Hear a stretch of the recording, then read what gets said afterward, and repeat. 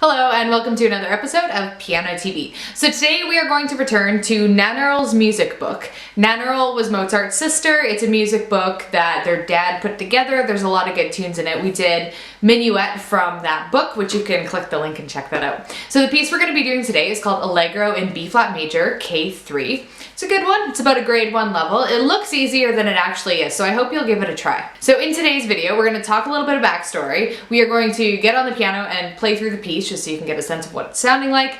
And we're going to talk about the finer points of the theory and performance details and all that good stuff. So let's get started.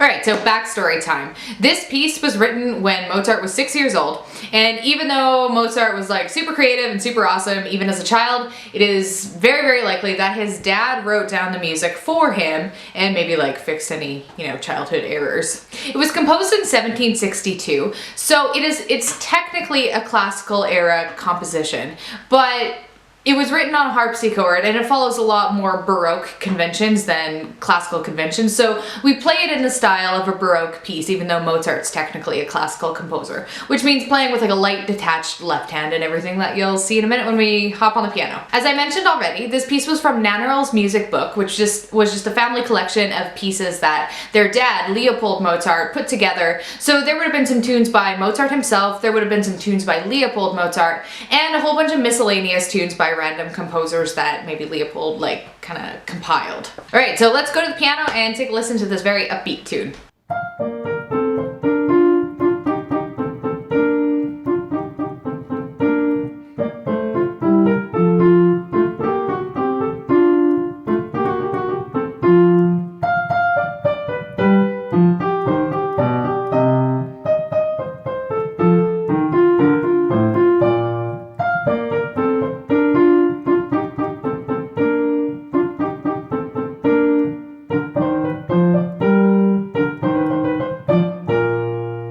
The first thing you probably noticed when I played this was how energetic and fast it was. So if you're ever not sure what the speed is when you play a piece, all you really have to do, most songs will have something in the top left corner that'll give you an indication. So this song says Allegro. Allegro is just Italian for fast. And then you also have this other really obvious clue in the title. The title literally means to play fast. So just a couple basic details to get out of the way. We don't need to spend time analyzing the key signature because the title actually tells us the answer. I don't know why there's not a flat there, so I'm just adding that in. This is Allegro in B flat major, so we're playing in the key of B flat. We have two flats in the key signature, so there's a B flat and an E flat. And basically all that's telling you is watch out for B's and E's every time you find them in the notes. Make sure you play them flat or else it's gonna sound kind of bad. Now let's look at the song form. We're going to figure out if this is in binary form or rounded binary form or some other random form entirely. And if you have no idea what I'm talking about with binary form and all that, I'll have all this extra stuff linked below. So since I'm just going to write a big A because this is the very start of the song, so I'm just labeling it with an A. And when I scroll down a little bit, look for the repeats, because that's usually a pretty good indicator that you're changing parts. And sure enough, the notes are different. There's some flats, there's different stuff going on here. So I'm putting a B. So this is like a second section.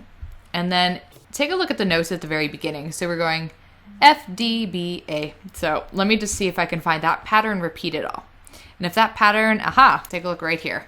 Same pattern as the very beginning. So I would put an A here again to indicate that this is basically the same as the first part.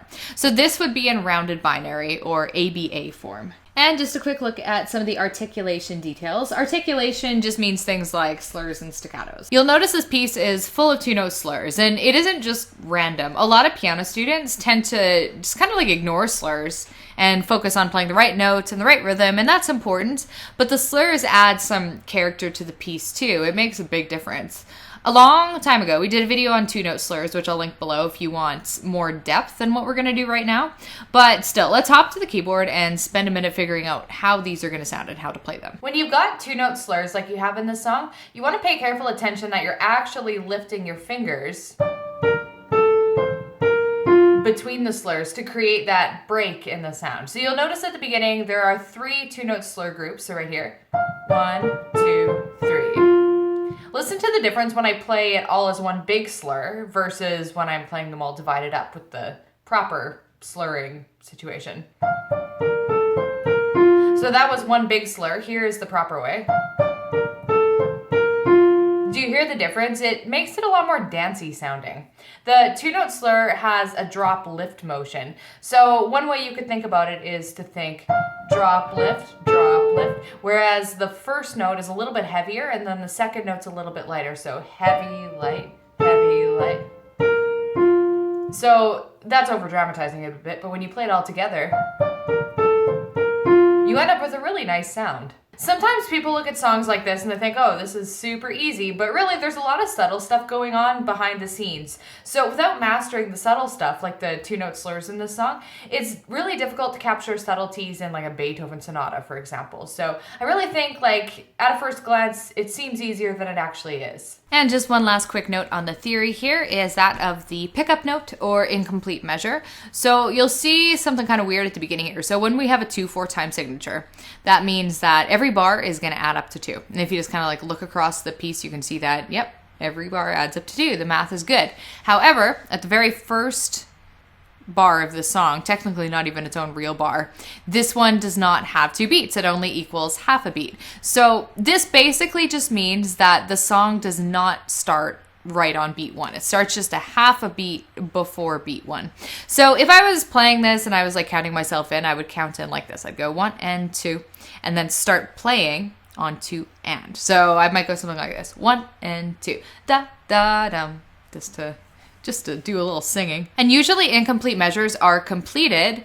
If you look to the end of the section or the end of the song, you'll usually find something that doesn't quite add up to 2 either. So this note right here gets 1.5 beats. So we would count 1 and 2.